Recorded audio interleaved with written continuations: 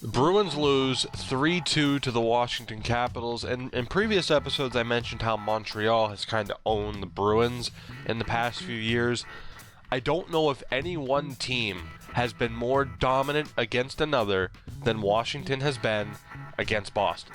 Truly, in my opinion, if you can say that one team owns another, it's Washington over the Bruins. It's undeniable. Last season, shutout in all 3 games. They get 1 goal in the first game against Washington this season. They get 2 here. First time they've scored more than a goal against Washington since, I believe, March of 2014. So to come into this game knowing that this team has struggled this much against Washington, and then knowing that, yes, despite losing their last game to Columbus, that Washington has been on an absolute tear, rocketing to the top of the Metro Division and really to the top of the Eastern Conference, I at least found it hard to have any confidence. Now, it wasn't all bad. The Bruins put up one hell of a fight, particularly down the stretch in the third period.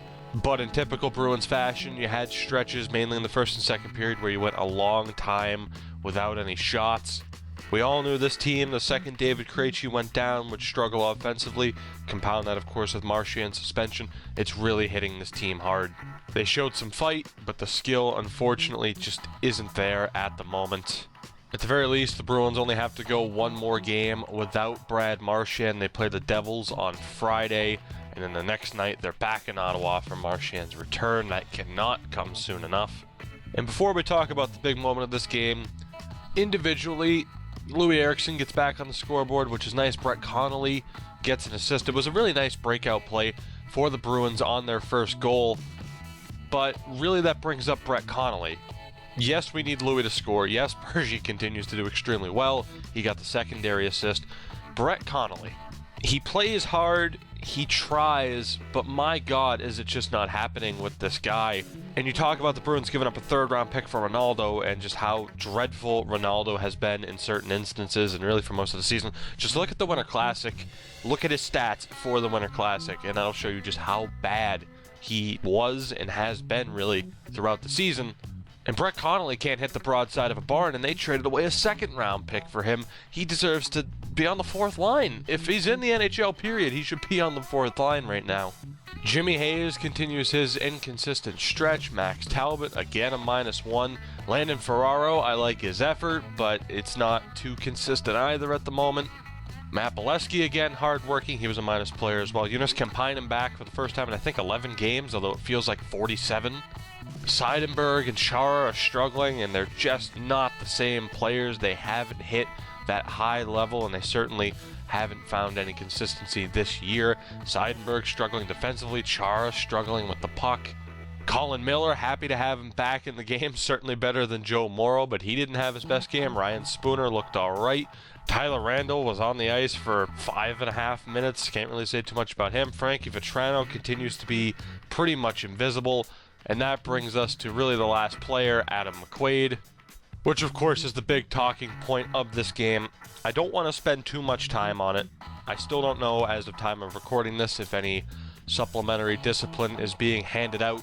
But the hit by Zach Sill, I can see the argument for either one, whether a clean hit, dirty hit. I would like to hope he's going to get at least a game, Zach Sill would, although it's not like that's going to be such a major loss to Washington. And a lot of people are really fired up this afternoon, especially on radio shows and everything, about the Bruins' lack of response. Although Randall and Ronaldo both kind of went after Zach Sill later in the game, there was nothing at that immediate time. And the only thing I can think of is that it's not like the Bruins have the lack of stones. Like, they will stand, you saw it in the Ottawa game, they will stand up for teammates, they will fight. But when you are 29th? Have they dropped into 30th yet? At least 29th in power play opportunities. They just don't get calls in their favor. Say what you want about, people all for fucking years now have been claiming the Bruins get favoritism, the Bruins are fucking dirty and all that shit. The Bruins don't get power play opportunities, yet coming into the game, they were tied with Washington for the most power play goals. But I can't help but think simply the response wasn't there because the Bruins didn't want to risk losing a player, putting the deadly Washington power play out on the ice, and losing the game just from the second period onward. It was noted many times during the broadcast last night just how deadly Washington is when they score first. When they're leading at the end of the first, when they're leading at the end of the second, they don't lose. So I can't help but think this was simply them just trying to stay out of the box. And as for McQuaid, a lot of people, kind of anti-McQuaid. A lot of people don't like the money they got him for. Regardless, I'm sure everyone can agree. Hope he's okay. Whether it's a concussion or a neck injury, we don't know. And at the moment, I would rather have Adam McQuaid on the ice than Joe Morrow or Zach Trotman, but that might just be me. My question to you, what did you think of the Zach Sill hit, clean or not? And the All-Star Game rosters have been released. Patrice Bergeron going for the Bruins, probably the only deserving guy since David Krejci's hurt. Couple of surprises. We've seen a couple of snubs as well. Obviously, Sidney Crosby not making it. Really doesn't deserve to for the first half of the season, although he's turned it on lately. But very surprising for the NHL to not pick essentially the face of the league to be in the All-Star Game. And a couple other snubs. You have Corey Crawford. Pekka Rinne makes the All-Star Game. Corey Crawford doesn't. Jake Allen doesn't for St. Louis. What do you guys think of the All-Star rosters? And that'll do it for this one, guys. As far as the Bruins go, it's not looking good at all. Try to keep that optimism up. The New Jersey game, again, is going to be a pretty telling sign. And at this point, I'm not sure where I want this team to be come March, come February, really around trade deadline time.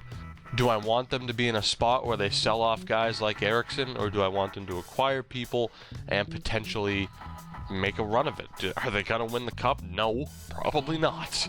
Are they going to get past the first round is a much better question.